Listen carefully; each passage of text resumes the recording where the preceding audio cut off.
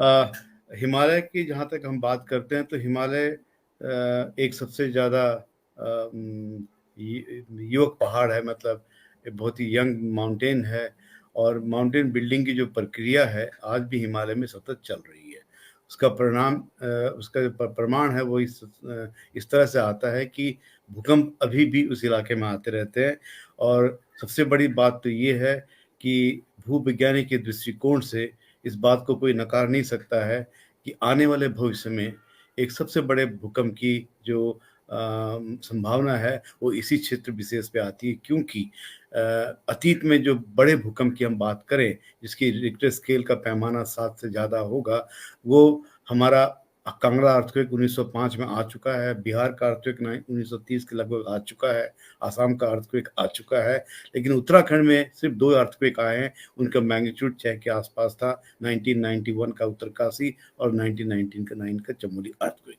तो भूगर्भ की दृष्टि से देखा जाए तो एक मेजर अर्थक्वेक के आने की संभावना से कोई इनकार नहीं कर सकता, क्योंकि अर्थक्वेक को प्रेडिक्ट नहीं किया जा सकता है। इसलिए हमको अर्थक्वेक के साथ में रहने की आदत डालनी चाहिए, उससे जूझना चाहिए, पहली बात।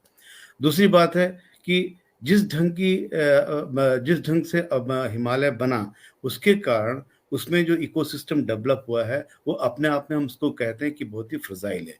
आपको नहीं पता चलेगा अगर एक जगह आप छेड़ते हैं दूसरी जगह इसका क्या परिणाम होगा।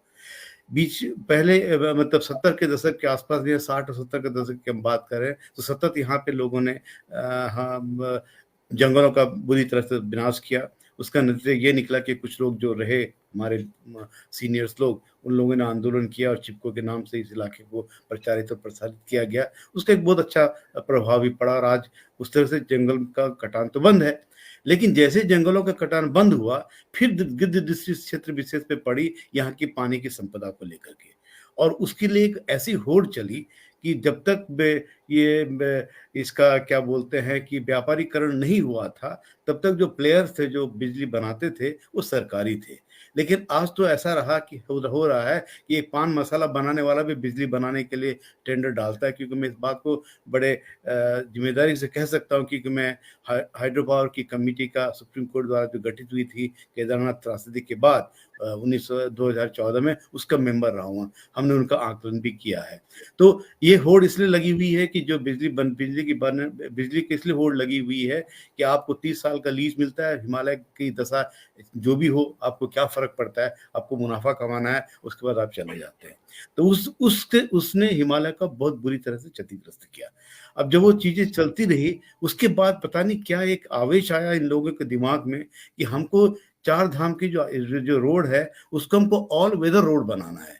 और हमको ऑल वेदर रोड की जो बात उन्होंने करी, ये बड़ा हास्यास्पद था।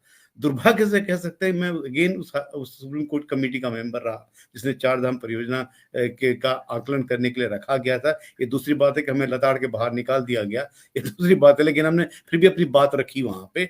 हमने कहा भाई देखिए कि कोई भी हमारा जो धर्मस्थल है वहां पे, चाहे वो केदार है, बद्री है, या आपका यमुनोत्री है, गंगोत्री है, भगवान जी भी जो है वो ठंड के महीनों में नीचे आ जाते हैं। उनको भी पता है कि ठंड के टाइम में ऊपर को जो क्षेत्र है, हायर हिमालय का क्षेत्र है, वो संवेदनशील है और अन्य जीव प्राणियों के लिए रहने की स्थान भी है। तो भगवान जी भी नीचे आ जाते हैं। पर इस चार धाम की प्रक्रिया में जब एक बहुत बड़े सज्जन हमारे कमेटी के मेंबर भी थे और भारत सरकार में कमिश्नर के रैंक पे भी रहे हैं नैनीताल में, नाम मैं उनका भूल रहा हूँ, जब उनसे हमने तर्क किया तो कहते नहीं, वहां के जो लोग वो नीचे नहीं आना चाहते हैं। अगर आप उनको ऑल वेदर रोड दे देंगे तो वहीं रहेंगे बैठ के। तो ये तो उन लोगों की समझ है जो लोग हमको हम हमारा शासन चला रहे हैं।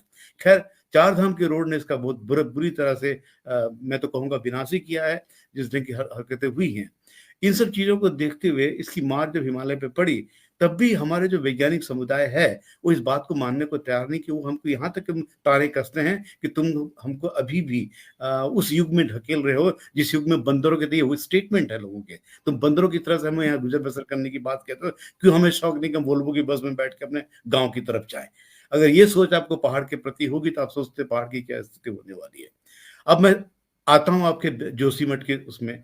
जोशीमठ की जहाँ तक सवाल है, मैं सौभाग्य से 1981-82 से इस क्षेत्र विशेष को जानता हूँ, क्योंकि मैं चंडी प्रसाद भट्ट जी के साथ में पढ़ाई लिखाई करने के बाद उनके साथ जुड़ा था। और इस क्षेत्र में हम जब पहली बार जब हमको भेजा गया था 1983 में, भट्ट जी ने हमको भेजा था, इसलिए भेजा था कि भाई देखिए विष्णुप्रयाग प्रोजेक्ट बन रहा है लामबगड़ के पास में, और उस प्रोजेक्ट के तहत एक बाईपास रोड बनने वाली है जो जोशीमठ के नीचे से जाएगी, क्योंकि जोशीमठ के थ्रू बड़ी गाड़ियां नहीं जा सकती है जो इस प्रोजेक्ट का सामान लेके जाएंगे, इसलिए उनको बाईपास करना है। और साथ में लामबगड़ के पास में एवलांच आया हुआ है, उसका आप आकलन कीजिए। हम जब पहुंचते हैं मार्च के महीने में वहां, मुझे अभी भी अच्छी तरह से याद है कि पूरा का पूरा लामबगड़ का क्षेत्र जो था वो एवलांच से ग्रस्त हो रखा था बुरी तरह से। और जहां बैराज आज बना हुआ है, वो बैराज का जो स्थल में उसे वो पूरे के पूरे एवलांच से ढका हुआ था। हमने उसके बाद एक रिपोर्ट भी लिखी कि ये जो इलाका है, जो विष्णुप्रयाग हाइड्रो पावर प्रोजेक्ट का जो क्षेत्र है, हमारा एक साइंटिफिक पेपर है उसी जो 85 में प्रकाशित हुआ था कि विष्णुप्रयाग प्रोजेक्ट की जो रिस्की वेंचर इन हाई हिमालय, अनफॉर्चुनेटली वो प्रोजेक्ट 2003 की त्रासदी में नष्ट नाबूद हो गया। इसका हम कोई फख्र नहीं मनाने का, हमने प्रेडिक्ट किया था। दुर्भाग्य लगा हमको कि हमारा अपना एक्सचेकर का पैसा और हमारी जो चीज ढंग से बननी चाहिए तो नहीं बन पाई। जोशीमठ बाईपास की जब हमने बात जोशीमठ के लोगों से उस टाइम में की, मैं बहुत बड़ी बात आपसे लोगों से शेयर कर रहा हूँ, जो उस टाइम हमने करी कि हमने कहा देखिए ये प्रोजेक्ट खराब है, इस प्रोजेक्ट को हमें रोकना चाहिए और इस साथ में बाईपास बंद होना चाहिए। आप नहीं मानेंगे, हमारे नाम पे पोस्टर लगे थे जोशीमठ में, ये लोग विकास के विरोधी हैं और ये सीआईए के एजेंट है। अब किस पे भरोसा करेंगे आप उस वक्त? अब क्योंकि ये होता है ना, मुझे एक चीज याद आती है कि जब तक आपके पेट पे लात नहीं पड़ती तब तक आपको आपका पर्यावरण नहीं दिखता है। ये नैनीताल की कहानी है, जब नैनीताल में मोटर बोट आई, पैडल बोट चलती थी, तो जब मोटर बोट आई उस वक्त जब उसका डीजल वगैरह जो लीक करा और लोगों का पेट और पहले से खराब रहता था और खराब होने लगा, तो लोग उसके आक्रोश में आकर के उसके खिलाफ खड़े हुए कि ये प्रदूषण करता है, ये फलाना करता है। उसी तरह से आज दुर्भाग्य से जोशीमठ में तपोवन का जो प्रोजेक्ट बना और उस प्रोजेक्ट के तहत जो हालत जोशीमठ के आज हुए हैं, हमारे सामने सब दिख रहे हैं, वो उससे जो नुकसान होने लगा, आज लोग दुर्भाग्य से सड़कों पे हैं। अब ये मुझसे ये कहेंगे कि इसका इसका क्या विकल्प है, क्या ये रोका जा सकता है? तो मैं आपसे कहूंगा कि शायद आज की स्थिति में ये रोका नहीं जा सकता है। जिस ढंग से छेड़खानी हो चुकी है, न केवल प्रोजेक्ट के द्वारा, विष्णुप्रयाग हाइड्रो प्रोजेक्ट के परियोजना के द्वारा, जिसकी टनल जो जोशीमठ के अंदर से होते हुए सेलंग गांव तक जाती है, उसने जो नुकसान किया है, और जो बाईपास रोड का काम चालू हो गया है जिसको टो से चल रहा है, और सबसे बड़ी बात, जो बड़े बड़े पंच स्टोरी, 3 स्टोरी 4 स्टोरी के जो होटल के निर्माण की जो आपने अनुमति दी है, उसको आप रिवर्ट बैक नहीं कर सकते हैं। तो अब सवाल है इस स्थिति से हम लोग कहाँ जाए? एक ही हमारे पास विकल्प बचता है, या तो हम इन प्रोजेक्ट को कंप्लीटली डीकमीशन करें, पहली बात। और दूसरी बात है, उस जमीन की जो धारक क्षमता है उससे बढ़ के जो हमने वहां पे निर्माण किया है उसको डीरेगुलेट करने की आवश्यकता है।